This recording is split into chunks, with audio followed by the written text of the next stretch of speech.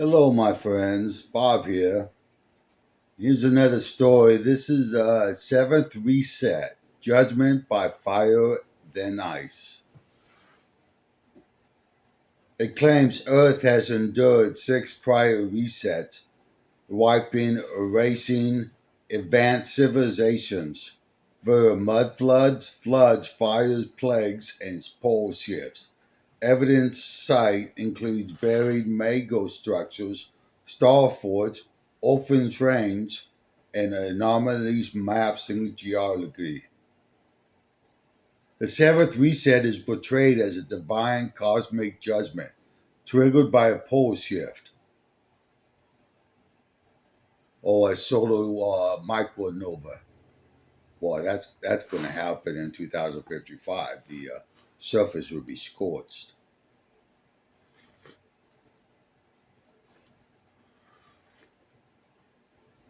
The question is, will we have space travel by that time?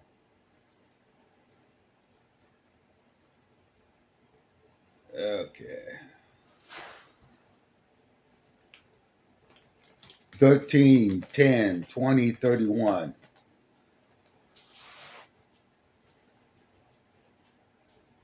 October 13th, 2031 merges as a spectacular flashpoint in Friends ecological and poraphic timelines. This isn't a mainstream prediction for the reset itself, but it ties it to layered interperceptions of religious prophecies, numerology, and apocalyptic calendars. Here's a breakdown. Core signification.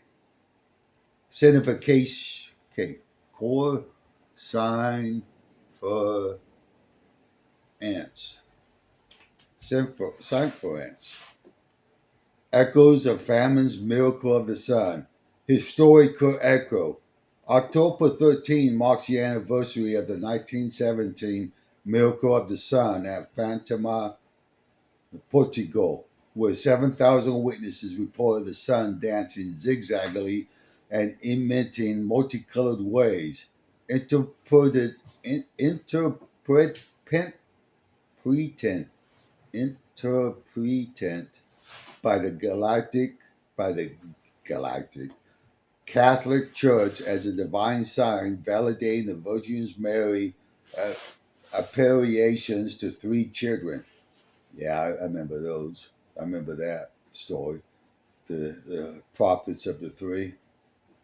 The event prophesied an end to World War One through prayer and warned of future tribulations, including Russia's error spreading globally.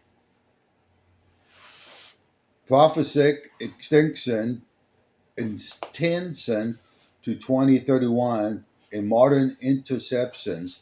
2031 represents a complete cycle.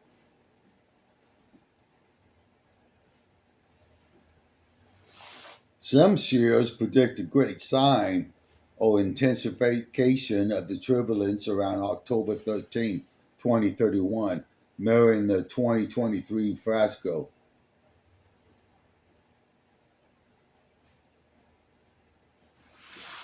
Linked to the seventh reset,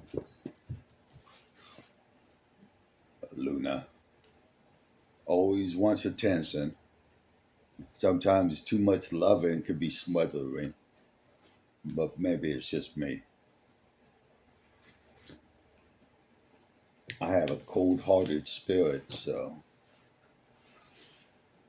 All right, link to seventh reset. This date aligns with judgment in Enoch and Revelations, potentially triggering the pole shifts, fire, then ice. Some people see it as when the new equator scorches and new pole freezes, resettling civilization. No direct expos or web hits tie it especially to the reset, but it fits the 12,000 year younger Dryas cycle echoed in humans' prophecy.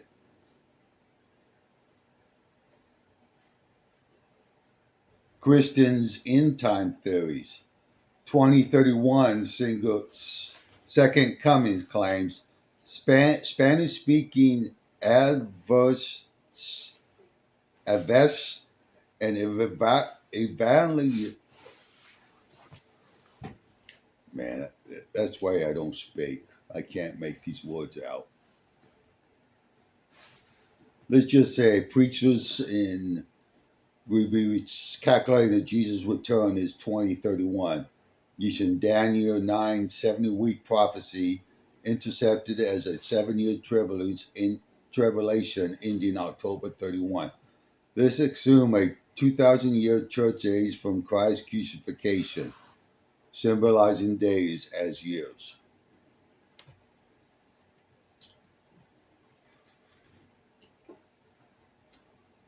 This is basically prophecies and how it is all tying into that and how it all comes to that date, the 13th of October, 2031. At least it's not a Friday.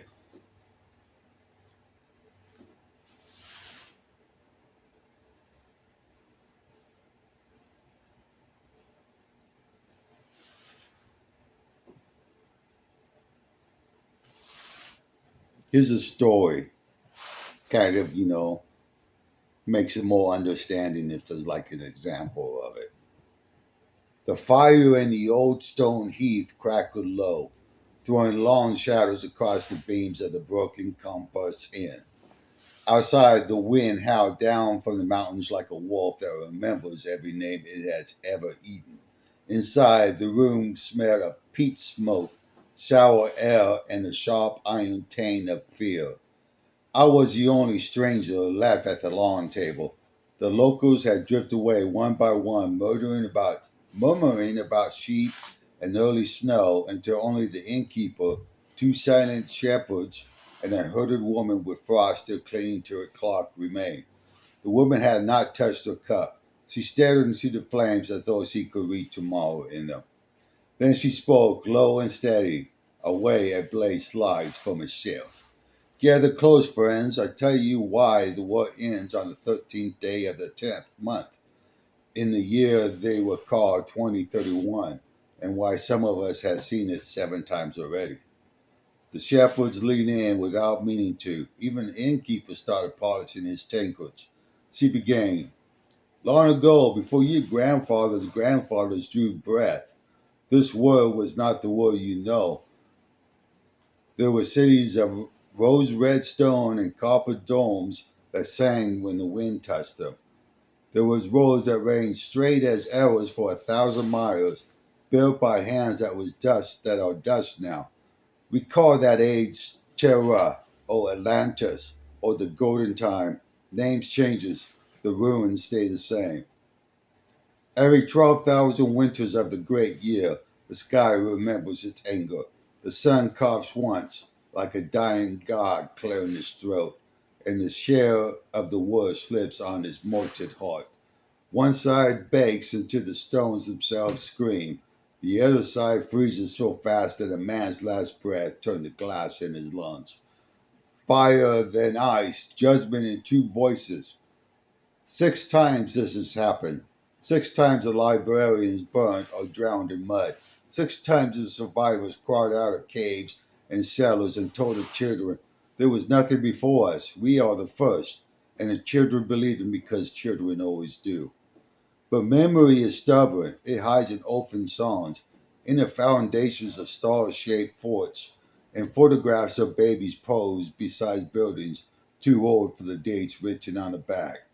It hides in dreams that feel older than your own blood.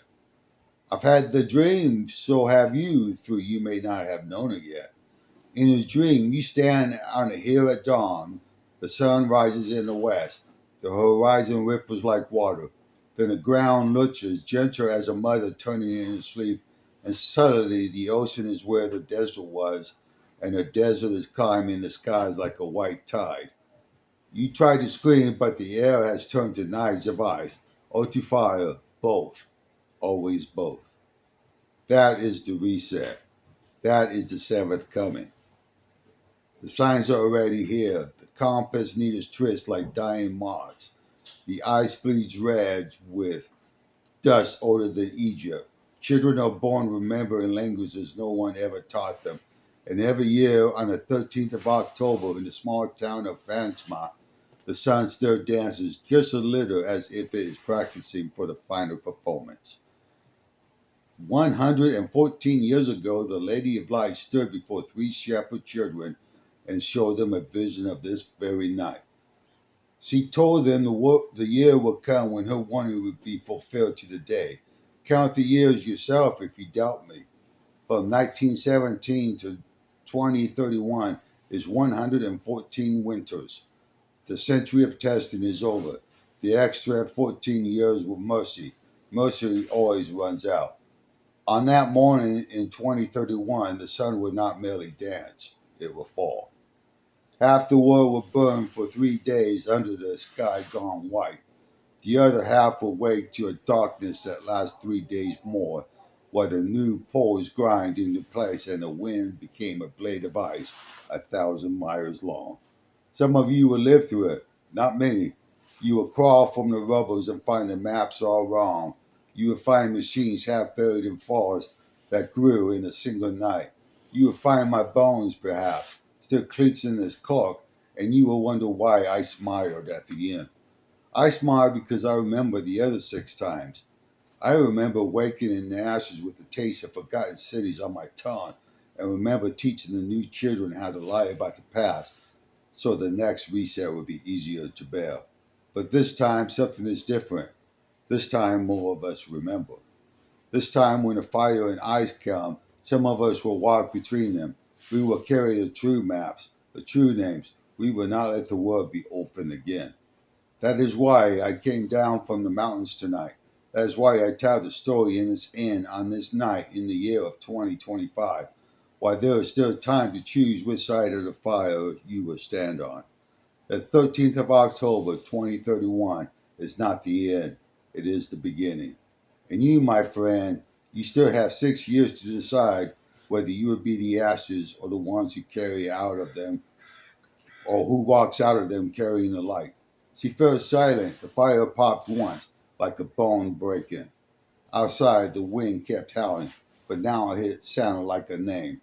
The hooded woman rose, left a single coin on the table, old gold, heavier than it should have been, and walked out into the storm. No one followed her. No one needed to. We had all seen her face in the flames, and we knew it was our own. Well, let me know what you think about those prophecies. Thank you.